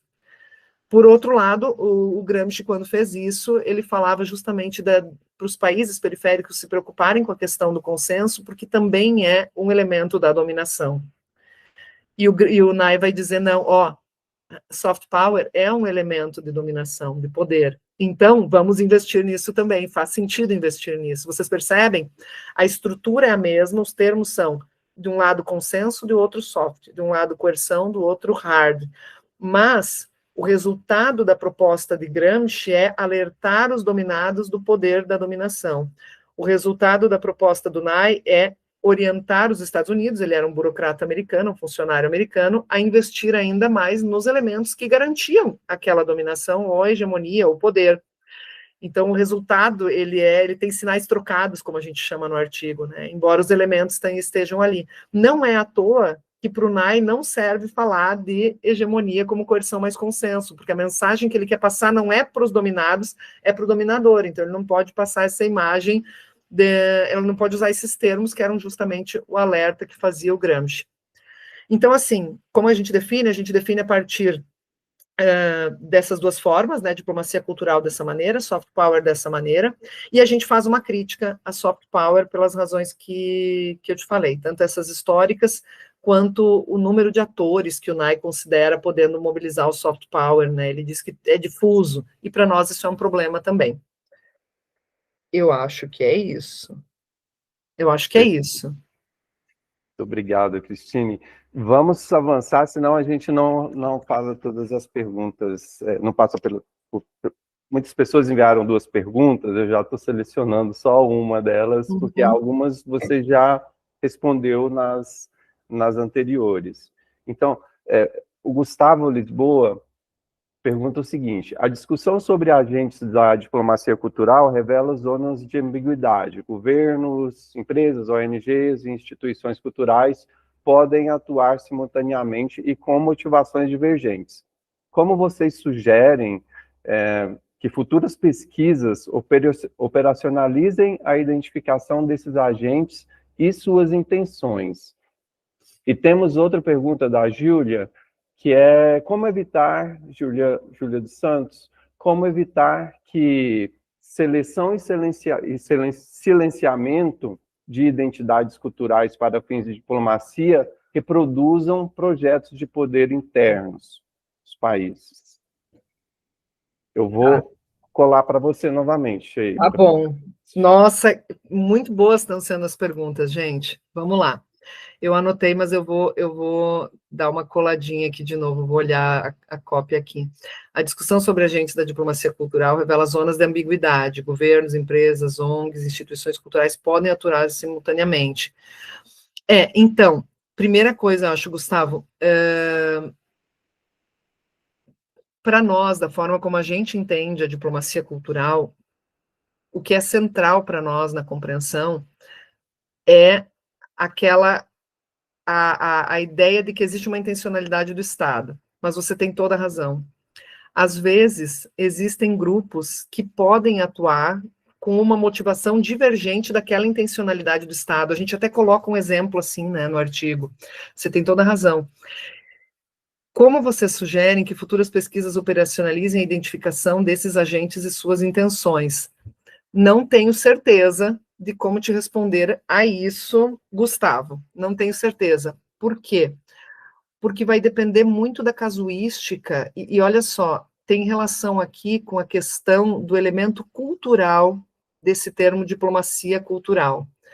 Da forma como a gente está entendendo o cultural aqui, que a gente entende de maneira absolutamente abrangente, multifacetada, ela envolve desde linguagens artísticas, língua, expressões culturais mais diversas, dentro das linguagens artísticas, né, a literatura, o cinema, a pintura, a dança, o teatro, tudo que você conseguir imaginar, a música, mas ainda dimensão esportiva, dimensão científica, cooperação técnica, né? Tem autores que entendem assim, a gente abraça, pelo menos até o presente momento, a gente está abraçando essa definição bem abrangente do aspecto cultural da diplomacia. Ora, os atores em cada um desses grupos e dessas dimensões, subdimensões da cultura, né, dessa dimensão cultural, eles variam muito. Então, como operacionalizar a identificação desses agentes e suas intenções, eu imagino que vai depender muito de que dimensão da diplomacia cultural você vai estar estudando. Mas uma coisa eu já te antecipo, o que eu tenho notado é muita dificuldade em a gente fazer um recorte de estudo de diplomacia cultural lato sensu, em sentido abrangente total. Por exemplo, eu tenho uma orientanda de pós-graduação, que está começando a pós-graduação agora, o mestrado, e ela está estudando a diplomacia cultural do governo Geisel. Como você deve imaginar, qual é o problema que já se apresentou para nós? Ok, mas a diplomacia cultural, em que dimensão da diplomacia cultural? Se a gente for entender diplomacia cultural dessa forma extremamente abrangente, eu tenho diplomacia cultural em área científica, na pintura, na difusão de música, no cinema, nos esportes, né? Então, fica muito amplo. O que eu já tenho notado nós precisamos fazer um recorte, digamos, afunilar um pouco mais essa diplomacia cultural, mesmo que dentro de períodos específicos. E aí, a depender do recorte, a identificação dos agentes e suas intenções, que é o que você pergunta, né? A identificação dos agentes muda muito, porque os agentes que se articulam em torno, por exemplo, da produção do cinema e da produção das artes musicais no Brasil são muito diferentes, né? E como eles se articulam, inclusive, para fazer uma contranarrativa lá fora. Então, eu acho que a operacionalização da identificação desses agentes vai depender muito desse recorte específico. E não existe aqui uma receita pré-fabricada para essas várias dimensões de diplomacia cultural que vão ser estudadas ainda e que ainda a gente não existe, não é muito difícil, justamente pela amplitude da dimensão cultural do termo diplomacia cultural. Eu não consigo fazer. Mas é uma pergunta que eu vou levar para refletir, se teria como a gente fazer pelo menos grandes categorias para pensar a operacionalização desses agentes, tá? A princípio, o que me vem em mente é de que a gente não consegue fazer uma grande abstração, assim, criar categorias muito grandes, vai depender muito da casuística, desse recorte, de qual dimensão você vai estar estudando. Mas eu prometo pensar um pouco mais sobre o tema também, tá? Mas a primeira resposta, assim, que eu teria é essa. Aí nós temos a Júlia, né? Como evitar que seleção e silenciamento de identidades culturais para fim de diplomacia reproduzam projetos de poder internos? Júlia, não, praticamente é de se esperar que seleção e silenciamento de identidades culturais para fins de diplomacia cultural reflitam projetos de poder interno vencedores do governo em situação. Porque se a gente entendesse, se Júlia, você entender diplomacia cultural como nós estamos propondo, com aquele primeiro grupo de autores, como uma dimensão da política externa, a dimensão da política externa e a intencionalidade dessa política externa, como a gente sabe, política externa como política pública, vai estar sendo definida justamente por essas tensões. E essas tensões vão lutar pelas pressões de presenças e silenciamentos. Então, você pergunta como evitar que seleção e silenciamento reproduzam projetos de poder internos?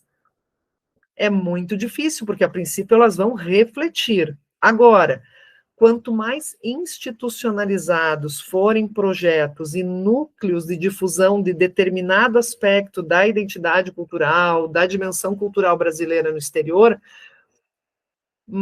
menos sujeitos aos sabores das trocas de governos eles estarão. Vou te dar um exemplo. A gente tem centros de difusão do forró que são ligados a iniciativas da diplomacia cultural brasileira no exterior, tá?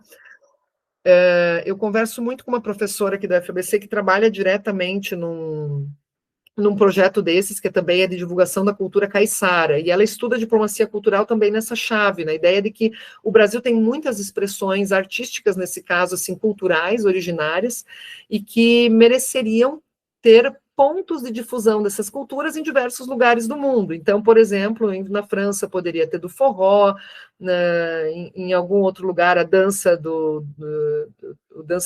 boi, em outro lugar, sei lá, a cultura gaúcha, em outro lugar a cultura caiçara. Então, ela defende isso, de que a multiplicidade da nossa cultura devia ter uma multiplicidade também de pontos de difusão dessa cultura. Então, não necessariamente um país receberia todos esses pontos. Bom, à medida que existirem esses centros dessas difusões, eu estou falando só da difusão de um aspecto da diplomacia cultural, mas à medida que existirem instituições, que esses pontos, essas instituições que eu estou falando são, às vezes, salas, centros, né, ligados à estrutura burocrática do Ministério das Relações Exteriores, né. À medida que elas existirem, elas articulam também atores locais dessas regiões, né, desses espaços para onde vão essas representações diplomáticas. Espera-se que elas consigam ter um pouco mais de perenidade do que as trocas de governos, né? E nesse caso poderia ser uma conquista contra posteriores silenciamentos, digamos. Mas a princípio, a diplomacia cultural, sendo ela uma opção justamente da política externa, ela vai refletir essas tensões e esses projetos de poder internos. Então, é isso, diplomacia cultural como diplomacia pública, né? Como política pública, melhor, como política pública. Então, ela vai refletir.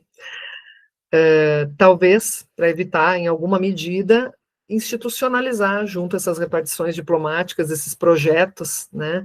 Mas nada impediria, por exemplo, um retrocesso em relação a essas próprias institucionalizações. Mas seria uma medida, né? Seria uma medida para não te deixar em brancas nuvens aqui em relação à tua pergunta. Mas, em grande medida, ela vai refletir, né? A diplomacia cultural é política externa.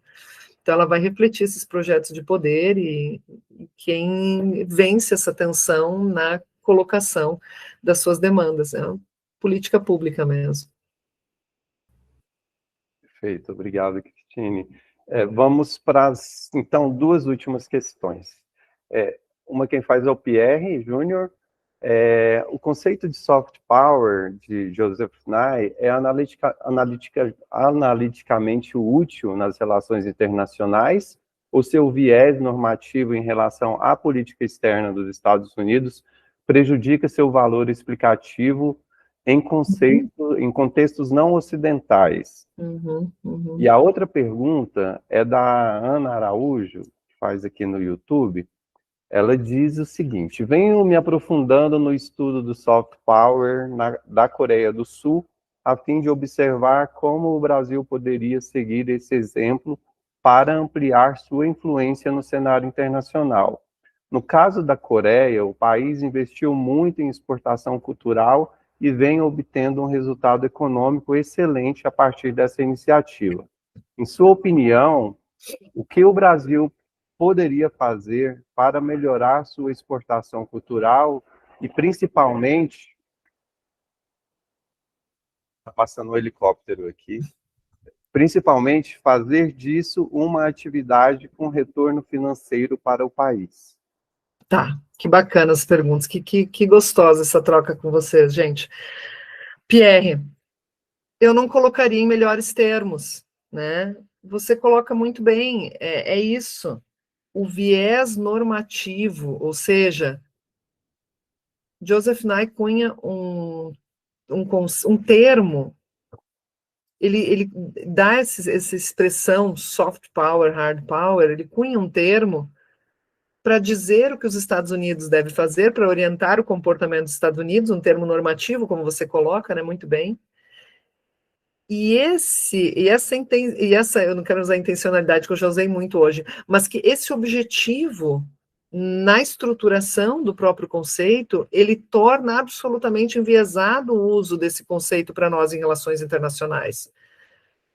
Até porque a gente tem um outro conceito que articula essas duas dimensões, que visa alertar para algo completamente diferente, né? Que é justamente a dominação. Então, eu acho extremamente problemático, eu não colocaria em melhores palavras, acho que você colocou muito bem, esse viés normativo do termo soft power, ele macula muito o uso desse soft hard power como termos para a gente operacionalizar de forma produtiva nas relações internacionais. E eu vou utilizar um gancho agora com a pergunta da Ana, né, Ana Araújo. Quando eu falo o soft power americano da indústria cinematográfica, vocês sabem do que eu estou falando. Olhem só. A Hora Mais Escura, filme da Catherine Bigelow, que foi premiado no Oscar, cujo resultado da premiação do Oscar foi anunciado por Michelle Obama, de dentro da Casa Branca, que fala justamente sobre a captura de Osama Bin Laden, a morte de Osama Bin Laden. Esse filme contou com amplo recurso americano, estrutura, e assim como muitos dos filmes de ação americano contam com compartilhamento de repartições americanas, do sistema militar americano, revisão de roteiro pelo sistema militar americano, recursos do governo americano, e revisão, inclusive, de estruturas de personagens, né, e de atuação e de própria filmagem, do resultado dos filmes, ou seja, um controle muito grande do governo americano sobre muitos dos filmes. Esse A Hora Mais Escura é um dos filmes dentro desse contexto de produção, e ele é produzido justamente dentro de uma estrutura de disseminação dos estúdios hollywoodianos que estão articulados dessa forma com o governo, de uma imagem sobre o que é a luta contra o terror. A Hora Mais Escura está dentro desse contexto da guerra ao terror. E a intencionalidade do governo americano com isso, utilizando essa articulação, intencionalidade do governo americano, indústria da produção cinematográfica, pervasividade da indústria cinematográfica norte-americana no mundo inteiro, está diretamente ligada com a compreensão do terrorismo como um elemento fundamental do problema social em qualquer país. Nós estamos vivendo agora a discussão sobre a questão do terror e terrorismo e terror de milícias. Essa palavra vingou absolutamente no imaginário mundial. No nosso, então, dentro desse contexto mais ocidentalizado, é inquestionável, a ponto de políticos ligados, né, à nossa estrutura política solicitarem para combater o terror das drogas, os narcoterroristas, o desembarque de tropas no Rio de Janeiro. Então, vingou, deu certo isso, provocou uma mudança na forma de entender esse perigo do terrorismo, né? E o terrorismo acaba se ligando a todos os problemas circunstanciais, narco, etc, etc, etc.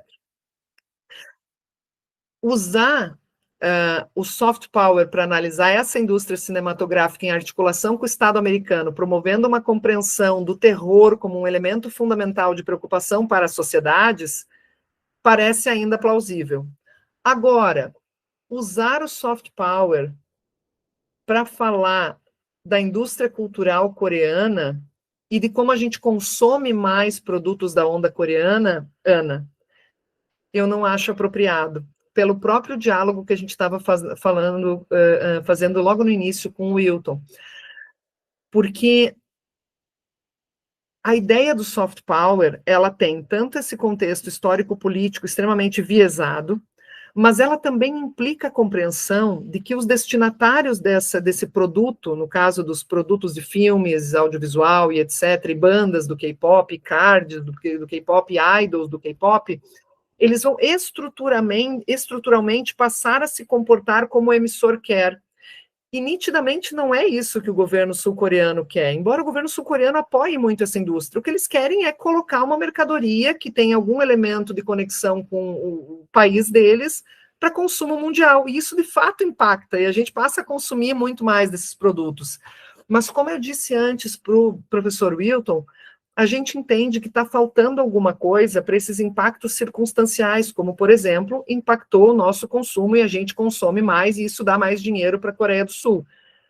O fato de dar mais dinheiro para a Coreia do Sul não significa que a Coreia do Sul desenvolveu um poder, um soft power em relação ao mundo por causa do K-pop. Ela tem uma influência em termos econômicos que gera mais recursos financeiros circunstancialmente, enquanto essa onda está aí. Daqui a pouco muda essa onda e se torna um outro produto cultural o momento da vez, e daí já desarticulou todo esse sistema.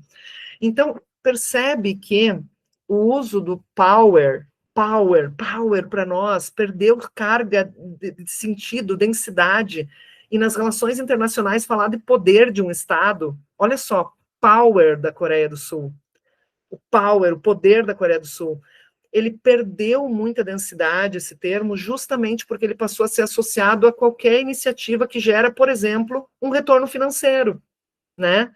Uma simpatia com a cultura que faz eu consumir mais o produto, coloco, que nem a filha do professor Wilton, faz a festa com aquelas personagens, gera ali uns royalties, mas isso, chamar isso de poder, a gente não perde capacidade explicativa do próprio termo poder para as relações internacionais.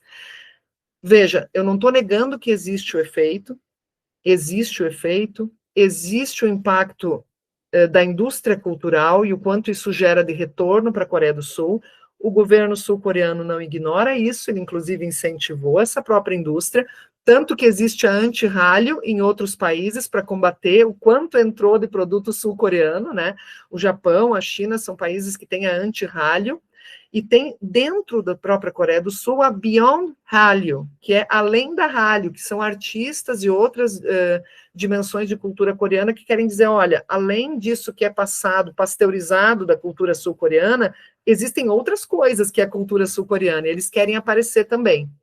Então, veja, isso existe, a indústria cultural sul-coreana foi extremamente bem sucedida, gerou recursos, mas na nossa forma de ver, não faz com que essa iniciativa por si só seja simplesmente soft power, né? O soft power para nós, o power é uma coisa muito grande, está historicamente colocada e tem esse viés norte-americano.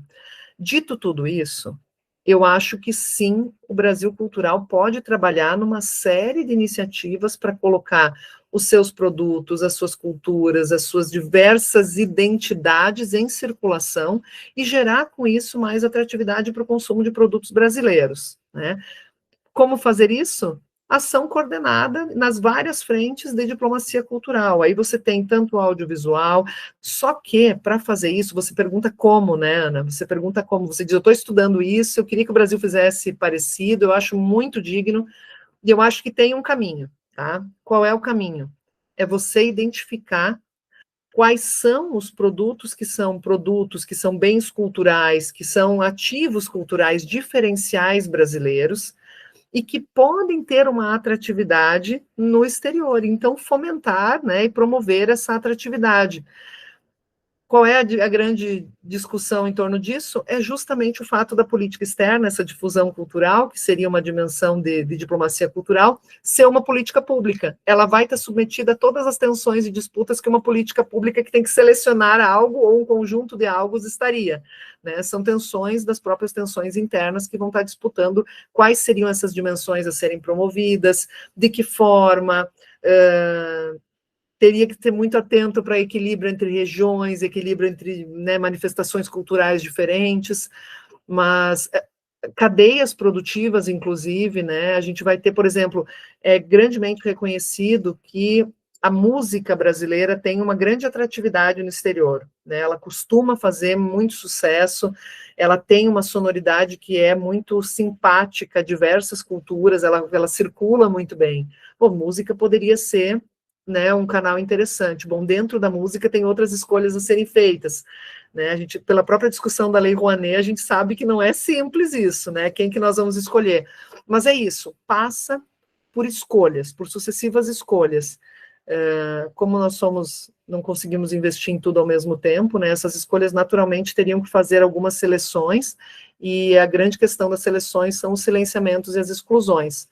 Talvez só o que seria importante, Ana, seria não apostar mais e de novo nos grandes estereótipos que a gente sempre apostou. Por exemplo, como a gente ouve das anedotas dos diplomatas contarem, né? Fazer uma recepção numa embaixada brasileira, da abertura da Semana do Brasil no país X, oferecendo duas, três sambistas ali, né, fazendo uma dancinha ali de samba, e uma imagem ou um jogador de futebol famoso, que nem diz ali, quando eu mostrei no início da palestra para vocês, como o Brasil deveria explorar o soft power de Richarlison, né? Então, assim, a ideia sempre do futebol e do samba, eu acho que isso, de fato, a continuidade da promoção sempre dessas dimensões, grita os silenciamentos que são estruturais na história do Brasil. Mas, fora isso, é um grande trabalho de seleção dessas outras dimensões da cultura brasileira que merecem ter lugar e espaço também. É isso, é difícil, mas eu acho que esse é o caminho, e alguns deles a gente já sabe que são repetidos, figurinhas carimbadas e que provocaram silenciamentos estruturais que nós não deveríamos repetir e fomentar. Perfeito, muito obrigado, professora Cristine, pela palestra, pela aula, que hoje é um tema realmente muito instigante. Tenho certeza que os alunos ficariam ouvindo aqui mais tempo, mas temos o nosso limite, então chegamos ao final. Agradecemos muito a você por estar aqui hoje com a gente, em nome do Centro de Estudos Globais, em nome do IREL, UNB, e passo a palavra para você novamente, para que possa se despedir, fazer suas considerações finais para a nossa audiência. Mais uma vez te agradeço. Não, Wilton, queria agradecer, de novo, então, agradecer a você por essa mediação, agradecer ao professor Lessa pelo contato, agradecer Lucas e demais aí que estão no suporte técnico, agradecer a todo mundo que nos ouviu, que está interessado nos temas. E, gente, assim, acho que como mensagem final, o que eu queria dizer para vocês? A gente vê que praticamente, como eu falei para vocês, não passa um dia sem que a gente ouça esse termo soft power circulando. O soft power circula, inclusive, em muitas dimensões da diplomacia brasileira, né? Eu conheço diplomatas que usam essa ideia do soft power para falar do soft power de programas brasileiros de migração. A gente ouve falar, por exemplo, no soft power da China com as características chinesas. e que inclusive o Xi Jinping falaria disso. Percebam, não à toa a gente está falando do líder chinês, dos diplomatas brasileiros, nós estamos falando de agentes políticos. E a gente deixou de distinguir os agentes políticos da análise científica. Longe de mim querer ser uma purista, eu acho que nós temos muito que aprender com a troca. Porém, nós não podemos perder a nossa capacidade crítica. Os agentes políticos, eles estão ali para vender um programa, para vender um peixe. Eles não podem falar que o que eles estão fazendo não é poder. Mas nós podemos, do lado de cá, nos perguntar, será que é poder? O outro passou a mudar o seu comportamento em função dessa ação? Mudar o seu comportamento de uma forma que o poder exige que mude, né? Mudar a forma de ver esse contexto, de agir no mundo, não só um consumo circunstancial, que nem eu comentava com vocês, que ainda falta para nós um termo próprio para abordar em relações internacionais. Então, a minha grande provocação para vocês é a seguinte: primeiro, não se desestimulem, porque eu sei que o que a gente fez nesse artigo foi um estudo que colocou a mão e colocou o dedo na ferida, né, de muitas formas da gente ver o soft power, porque ele está disseminado de uma forma muito coloquial de usar o termo. O que a gente tenta recuperar aqui é uma capacidade analítica para o termo e o uso apropriado dele para que a gente consiga entender e explicar o mundo a partir de termos que façam sentido. Porque se os termos não significarem mais coisas específicas, bem, qualquer palavra diz qualquer coisa, né? E a gente perde um instrumento. Assim como em profissões específicas, técnicas, né, de saúde, de engenharias, as pessoas têm instrumentos precisos para fazer um movimento, uma ação precisa, nós temos termos, eles precisam ser precisos. Se a gente perde a precisão dos termos, nada mais significa aquilo que nós estamos dizendo, a gente não sabe as implicações de usar determinadas palavras. Com isso, eu queria dizer, o que nós queremos promover é não de forma alguma desestímulo, mas sim provocação, para que vocês nos ajudem a construir também todas essas lacunas que a gente sente que estão faltando. Soft power e diplomacia cultural não resolvem todas as questões culturais que nós temos nas relações internacionais, e a gente aqui nessa mesa viu vários exemplos disso, né, de lacunas que estão aí, e eu espero que vocês, ou alguns de vocês, se somem a nós nesse esforço de compreender melhor esse campo de estudos. Agradeço demais o convite, e deixo também um grande abraço ao professor Edson, que, por circunstâncias muito especiais, não consegue nos acompanhar hoje, também a Lívia, nossa coautora. Um grande obrigada, gente. Obrigado. Tchau, tchau. Tchau, tchau.